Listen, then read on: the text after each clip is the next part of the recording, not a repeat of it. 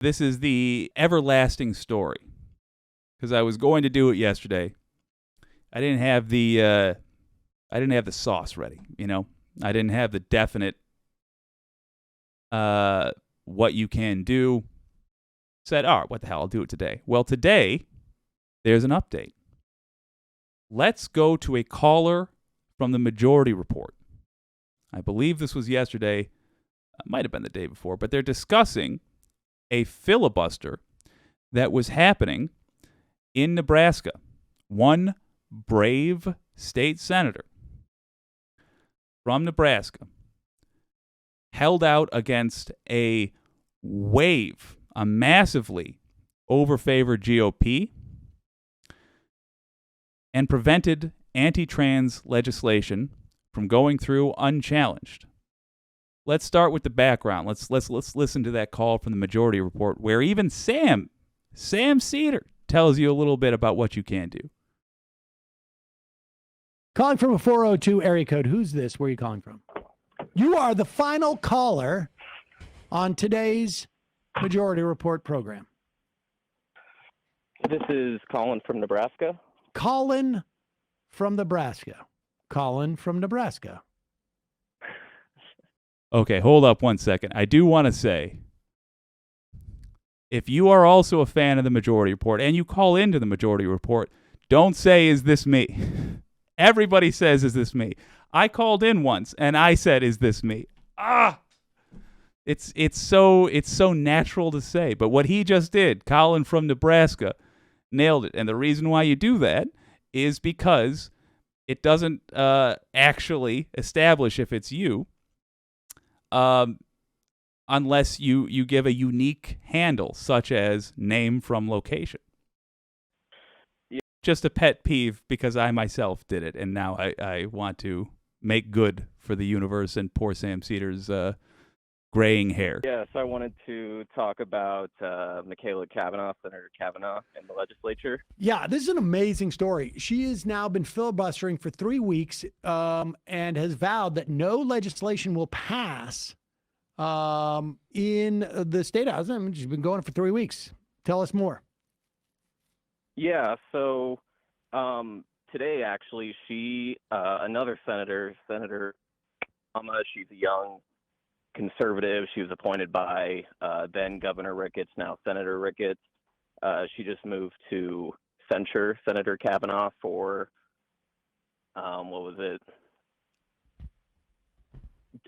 saying that the bill for anti-trans bills was genocidal. And so she has just been motioned to censure. It's not final, but that's what's going on. And got some notes here. So for those of you who don't know, she's filibustering because a newly elected senator has brought 2 anti-trans bills. They've both been prioritized, which means that they will have priority, or they will be heard or debated on quicker. So she has vowed to basically just slow it down, take the full 8 hours on every single bill. Doesn't matter if it's a good bill or a bad bill. She just wants to pass less and force the conservatives' hand and decide if they really want to pursue these bills. So it's been 3 weeks, but they have like off days. So it's been about 13 or 15 days. And if people have seen the AP article, she did a whole week with strep throat actually too. Wow. Doing this, but yeah, I've been listening to the legislature for a few years, and this session's really crazy because the conservatives they've been inching closer and closer to what's it? Supermajority. Sorry, I'm losing my words. Yeah. So it takes 33 votes, and they're at 32. So they really just need one Democrat, and it's a conservative Democrat could swing everything, which right. is the way it's been going. So, Well, you folks can, I would imagine, sending emails, calling her office with support is probably helpful. Maybe we can find like an email address where people can just send an email and tell her how much she's appreciated, because it's a gutsy thing to do, and it's probably just like a physically exhausting thing to do. All right. Well, first up, yeah, it is gutsy. She's surrounded. They just said there's nearing a supermajority for Republicans. So in terms of voting, she is surrounded by right-wing opinion. And it's also exhausting. The filibuster is not designed to be pleasant. It is exhausting. Do support this woman. This senator's amazing. Got to say, John McDonough gifted 10 What You Can Do memberships. Thank you so much. That is highly appreciated. We are going to be able to do more with more members. I can't thank you enough. Let's get into the meat and potatoes of this with Sam Cedar. Oh my! And these are just half days right now, so there's still bills being heard in committee right now because it's a 90-day session. And I should be clear for what this guy's talking about. It's anti-trans legislation. It's to prevent people under, I believe, the age of 19 from getting gender-affirming care. It's straight up taking the decision away from the doctors, away from the parents, away from the individual, and giving that power to the state alone to say, no, you can't have this, even though doctors say that it makes a massive difference. You can't have this. She was filibustering because this was not even, as they explained in the beginning, but maybe not as clear, this was going to be essentially fast-tracked in the legislation, which would have spared the GOP a lot of having to explain themselves. So they do have to pass a budget, which is going to take up a lot of time too. So she's only been doing really half days. It'll be interesting when full days, and actually the speaker has moved to start doing full days because he's just tired of it, frankly. But yeah, folks can go to nebraskalegislature.gov. It's a pretty easy site to navigate. You can view it. It's day 45, which means half the session is already done. And I think AP article mentions it, but only like 26 bills have advanced, but like 3 or 4 times that would have been moved to, in Nebraska, there's 3 rounds. So it's general file, select file, final reading. So let me ask you this. For the record, if you were desperately trying to catch that address, I got you. Contact information is in the description. Could she theoretically actually keep that bill from showing up over the course of this session anyways? The speaker could schedule it. So she's kind of hoping for that to happen, if I heard her right this morning. The speaker could just change the schedule. And so I think she would welcome that because she would just file motions. Hold up. She's been filing all types of. So let's look at that. That's the background. Filibustering in Nebraska. Let's look at what happens today.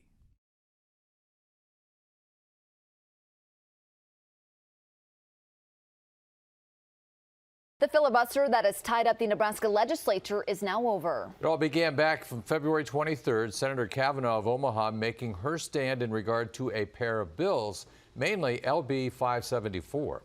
That's a bill that would ban medical treatment on transgender youth, which she said passed through committee without any consideration of amendments and without regard to hours of testimony against them. The senator announced a deal on the floor this morning.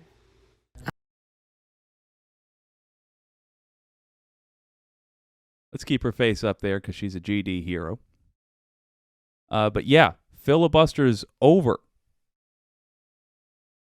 And she won. I am going to take a break and let you all talk if you want to, or we'll get through the 3 bills on the agenda and have an early lunch break. So She filibustered through strep throat for weeks and weeks and weeks. Hell yeah. I appreciate everyone who has come to the table and worked on these issues, and I appreciate that we'll be having the debate next week. The deal is that House Speaker Arch of La Vista has agreed to bring the transgender bill to the floor for debate. Given the The number date of has other been very set for important next issues to Tuesday. address in our time.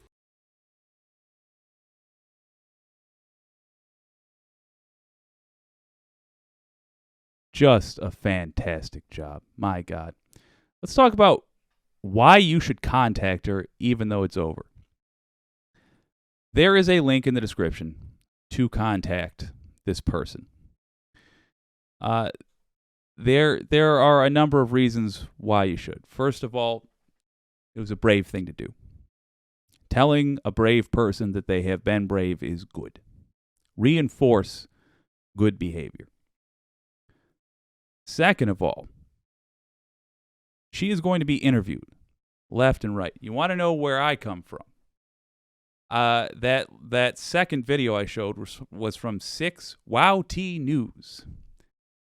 That's more my thing. I looked at their website. They use, in fact, the very same content system that I'm familiar with.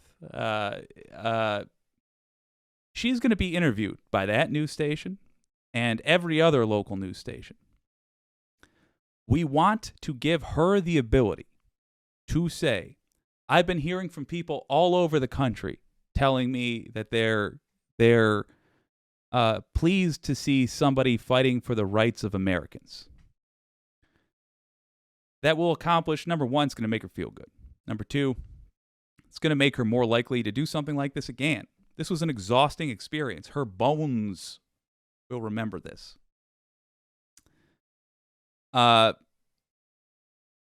You could hear in her voice how tired she was. A cumulative effect of working hard. That, hearing positive feedback after something like that gives a person tons of energy. It's rejuvenating. But it also, in regards to this station, WYCD News, we hear about how nefarious all the time these news organizations are. Oh, they're owned by this or that, and so they do the bidding of this or that. Let me tell you, they're an NBC affiliate. I worked for an NBC affiliate. There are very few things that go into their decision-making process. Yes, they ask themselves, is this newsworthy? But then when they're picking between the newsworthy stories, they're going to turn to their digital person and say, hey, Jane, how well did that story do on Machaela's filibuster? If Jane has the ability to say, it did great, it was one of our biggest stories, they're likely to contact producers at NBC and say, hey, we did a story, maybe you can play some clips from it. That local reporting then filters up to the national level. If during their interview with her, she mentions that a national audience was contacting her, they are more likely to filter that story up to NBC proper and say, hey, I know we're under this deal. You have the ability, you provide us live feeds from events, and in return, and allow us to play some of your programming to fill the time. And in return, we give you pieces of news that we did. Here's one such piece of news. Here's an interview that we did. I have seen my news anchor on Rachel Maddow's show from things like that. I have seen reports done by people a couple years out of college sometimes wind up on national news programs because of things like that. I know I was an NBC affiliate, not an MSNBC affiliate, but even the big networks have deals amongst themselves. The point being, contact this person. Tell them, I am proud of what you did. I think what you did was fantastic. I love to hear it. It will rejuvenate her, and it will also give her a talking point which she can use to make the story bigger. Because in this case, if the story is bigger, it's going to inspire more local politicians, state-level politicians. That's huge. Another thing that it does, which is incredibly valuable, is it tells her what the national taste is for this. Remember what we said earlier. She's surrounded by very right-wing opinion. Her whole life deals with tons of right-wing opinion. We want not just the heroes on our side. We want not just the paladins, the pure good. That's supposed to be a great sword. It doesn't matter. We want the greedy people on our side, too. I don't think she's one of them. My point is, though, her colleagues, amongst them, there might be people who are more your. I haven't ragged on Michigan in a minute. Let me rag on Michigan. More your Alyssa Slotkins. You know, not exactly a paragon of progressive belief, but willing to pursue progressive ideas if they see political advantage. If they see a colleague they equate themselves to. If another state-level person hears that there's a national audience for protecting trans people, they are more likely to make that play. I don't care if they're doing it for pessimistic reasons. If they're doing it because, I might want to be president one day, or I might want to be secretary of blank one day, or I might want to run for governor one day. We want them motivated, everyone who's got the ability to make our laws, motivated to appeal to a progressive audience. So, if we flood Senator Cavanaugh's inbox, particularly now that she is going to be doing the media tour, I presume after a couple days of recuperation, if we flood her inbox with messages from around the country, that's you, that's me, there's 10 folks watching. If 10 people from around the country right now sent her a message, that would be a huge deal. A little state-level office in Nebraska does not get 10 emails a day from their constituents, much less 10 emails from people who heard about what they did all over the country. Make that splash. Give her the ammunition she needs for the interviews. Give her colleagues the motivation they need to appeal to a national audience. And give everybody who's out there fighting the good fight the energy they need to keep fighting. It is going to be a long, ugly fight to pull America into the 21st century and to get it set up to go beyond that, to be better than it ever was. We need to get it back from where it was in the past. To do that, we're going to have to fight hard, and we're going to need a lot of energy. So, contact this person, Senator Machaela Cavanaugh. Tell her she did a great job. And understand that even though it's as simple as clicking one link and writing a kind message, the effect it will have on actual people's lives can be tremendous. You have a lot more power than you've been told you have until now. Use it.